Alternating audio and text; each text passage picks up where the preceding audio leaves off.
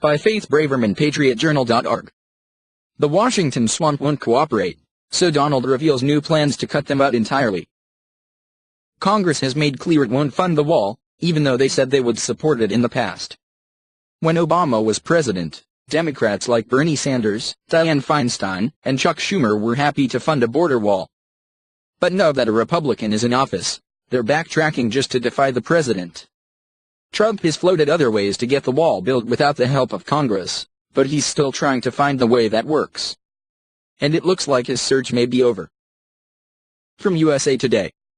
Like it or not, there are sources of revenue in the executive branch that the president has authority to use without congressional approval.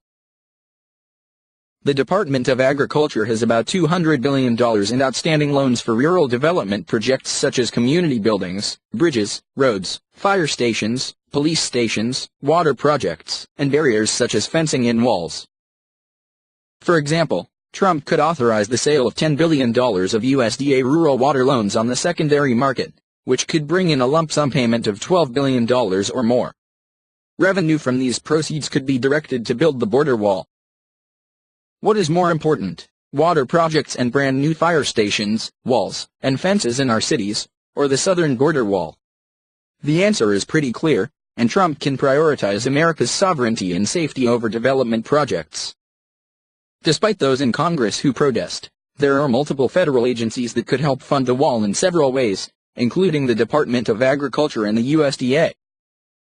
The USDA, for example, could sell some of its multi-billion-dollar commercial loans to private parties. These USDA investments include rural water loans worth $10 billion. Private parties would likely pay $12 billion or more for this loan because it would provide them with a continued supply of revenue from water and wastewater infrastructure.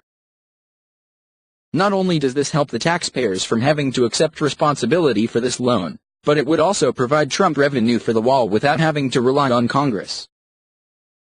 It's a win-win. $25 billion is not a small amount to fund the wall, but it's tiny compared to the amount of money the government spends on unnecessary things. A recent waste report provided by Senator Rand Paul, RKY, reveals the wacky ways the government frivolously spends our tax dollars.